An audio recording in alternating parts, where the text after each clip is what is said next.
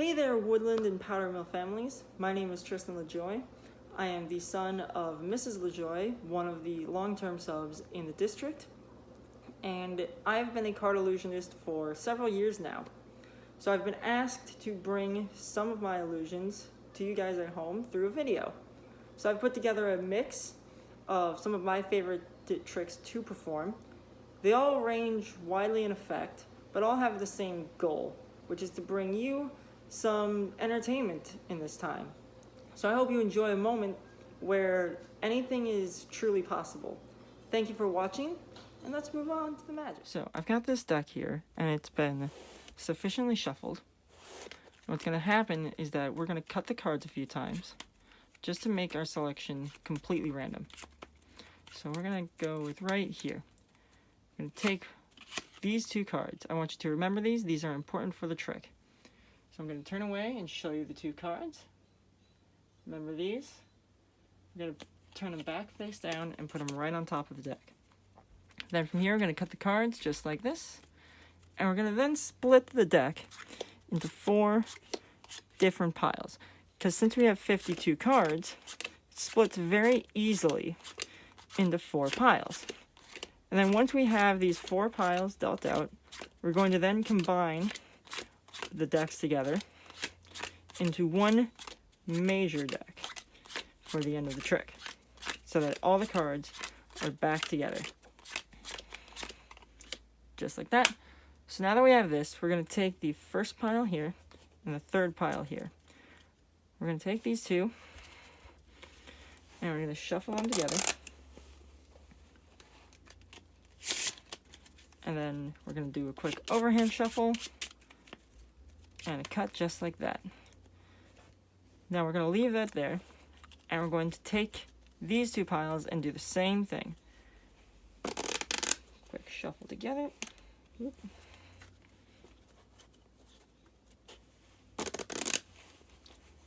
There. Overhand shuffle next. And then a quick cut. Now from here, what we're going to do is we're going to take this pile, we're going to turn it face up, and we're going to keep this pile face down, so that now we're shuffling face up cards into face down cards. And we're going to bridge it like that. And now from here, I'm just going to set this down because I want to preface it with something. Normally people think they know exactly where the trick is going from this point on. That all the cards are going to straighten themselves out except for your 2 cards. It's not exactly where this is going. Instead, what's going to happen is that all the cards of the same color are going to turn face up except for this card here, the 10 of hearts. So I'm guessing that was one of your cards. But cards have 2 sides. So if we turn over the deck, we should have the other color over here except for one card, the 2 of spades, which I believe was your other card. For this trick, I'm going to take this deck, I got to take it out of the box first. I'm going to put the box right over here. And I'm going to use this deck and I'm going to shuffle it in a weird way that we magicians actually don't trust face down. So what I'm going to do is I'm going to use the shuffle face up. That way you can trust that it's actually being shuffled. And what I'm going to do is just shuffle here. And normally I would have someone say stop, but I have no one here with me to do that. So I'm going to say stop right here, actually. We're going to take this card right here. This is going to be selection 1.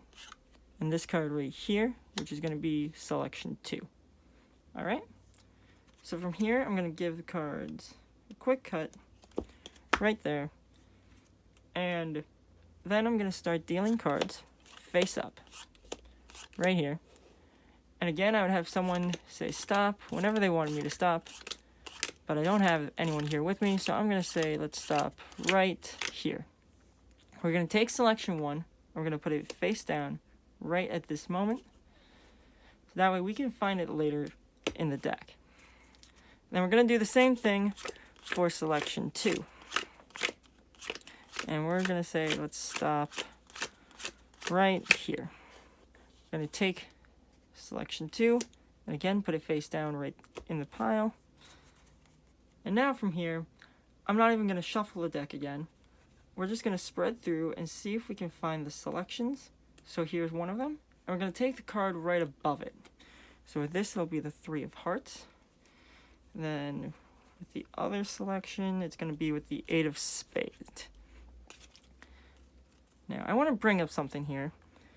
We have a term for cards known as the card soulmate, which are cards that have the same value numerically and the same color. There are 2 colors in a deck, red and black. And so there are also 4 suits, hearts, diamonds, spades, and clubs. So card soulmate, like with the 9 of hearts, would be the 9 of diamonds. It's the same value and the same color. So with the 3 of hearts, the selection here should be the 3 of diamonds to find soulmate.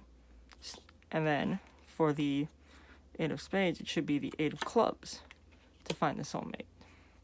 However, you did something even more amazing. We did something even better. We found all the red back cards. Now that seems weird, but if we stopped anywhere else, we could have gotten any other card, but also all of the other cards have a blue back to them. So if we stopped anywhere else, the back would have been completely different as well. So for this trick, I'm going to actually use a deck that is printed very differently from a normal deck that you'd find in a grocery store or something like that. See, this deck actually has letters printed on it. Some even have phrases or words. So what's going to happen is that we're just going to find a card quick. What we'll do, I'll just run my thumb along the edge here. And let's say we stop right here. So we're going to flip that face up. And we're going to actually see what card we come to. So the first face down card, that is the card that we're going to deal with. Now, before we go any further, I just want to show you a few things. So, as you can tell, since there are letters on here, we don't really have the hearts or clubs or anything printed on the face. So instead we have to look at the index. So this card right here, this is a heart due to the shape right here. The numerical value is easy to see. So then from here on the jack, we have a spade right there. For the 2 of here, we have a diamond. And then for the 3 here, we have a club.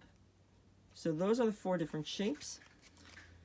And what I'm going to do is I'm going to turn myself around. And I'm going to move this up here so that you can see exactly what shape you have along with the numerical values. Because that is all that matters right now. So I'm going to turn that back face down. I want you to remember what that card was. And what we're going to do is we're going to actually put this card back into the deck right around there. I'm going to push it back in. And then we're going to cut the cards right here. And what I'm going to do is I'm going to try to find your card. But in a weird way. I'm going to see if I can figure out what card you have. And then spell it. And see if that will work. I think I got it. What's going to happen here, I don't really know if I have it right. But I think I might have it here.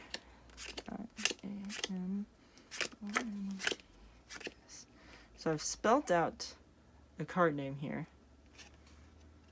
I have one card here. This is the last card. And we have the ace of diamonds, which I believe was your card. But remember, I just spelled out the card name. And these cards have letters on them that they themselves spell out ace of diamonds. M-O-N-D-S.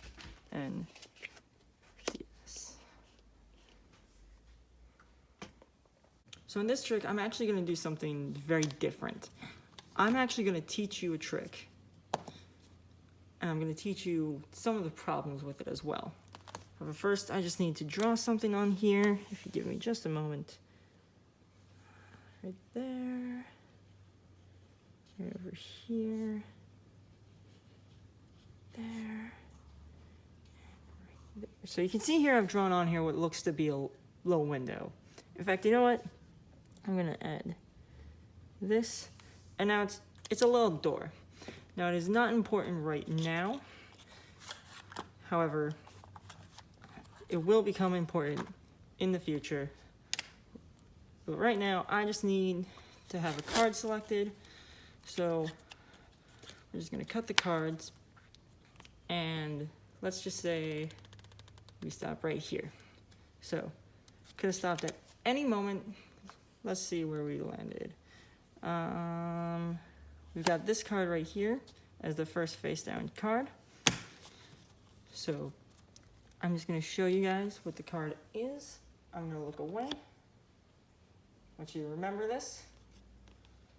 Gonna turn it back face down. And we're gonna put it right on top. And then we're gonna shuffle the deck up a bit. Just like that. And then we'll even do a quick riffle shuffle. Hold up. Right there. And I'm gonna do something so that I can no longer mess with the cards. I'm gonna actually put the cards back into the box. So now, wherever your card is, it is locked in. All right? Now I'm gonna take the cards and I'm gonna try to guess here. I think your card was the 4 of spades. Now, if I got that right, there's a reason why. Because you see, remember that door on the deck box that I drew in? It can move so that I can open it and guess where your card is. But there's a few problems with this method for the trick. Let me just move that back. See, the first problem is that I need to know where your card is. I need to know that your card is at the bottom of the deck. Because otherwise, I'll get the card wrong, and well, that messes up everything. But the second part is actually the door itself. Because you see, if the door can no longer open, and it no longer exists, then I can't even try to guess what your card is. Because it doesn't even matter if your card is at the bottom if I can't see it. So for this trick, I want to try something I don't often do, and that is a prediction effect. So I'm going to take these cards out here, and we're going to give the cards a few cuts. So we're going to give it one right there, we're going to give it a cut there, and then we'll give it one more of these, just for fun. Now from here, we have this paper here. This paper has 4 different numbers on it. Numbers 5, 12, 17, and 28. So we're gonna deal cards to those positions and take that card out. So for instance, this would be card 1, card 2, card 3, card 4, and then card 5 right here. It's gonna go right over here with the paper. So now if we had gone one less, it would be the 6 of clubs. If we had gone one more, it would be the 4 of hearts. So let's keep going. We've got 6, 7, 8, 9, 10, 11. Card 12 comes right over here. Now, if we had gone one more, it would be the King of clubs. One less would be the 10 of hearts. So let's keep going. So we're at 13, 14, 15, 16. Card 17 comes over here. One more would be the Jack of diamonds. One less would be the 8 of spades. So let's keep going. Got 17, 18, 19, 20, 21, 22, 23, 24, 25, 26, 27, and 28. So we have these 4 cards over here. We could have landed anywhere. These cards could be anything. But this prediction has predicted none other than the 4 aces. Thank you again for stopping by and seeing what I have to offer. I really hope you enjoyed the moments where it seemed like anything was truly possible, as if anything in the world could happen. Because that's the moments where magic truly occurs. But now I want to set you up with something. I want you and your families to take this challenge to really create a magic trick of your own. It can be with anything. It can be cards if you wish, it could be coins, it could be paper towels, anything really. Anything you can find lying around your house. I want you to see if you can create a magic trick. Just one, just has to be one. And you decide what the effect is, what the materials are, and all of that. I want you to put a lot of work into this because it takes a lot of work to make it work. So thank you again for having me record this video and really coming by, enjoying what I've got to show you. I really want you to take up this challenge and have fun with it, as always, because that's what magic is. It's a lot of fun. So thank you again, and I hope I get to do something with you in the future.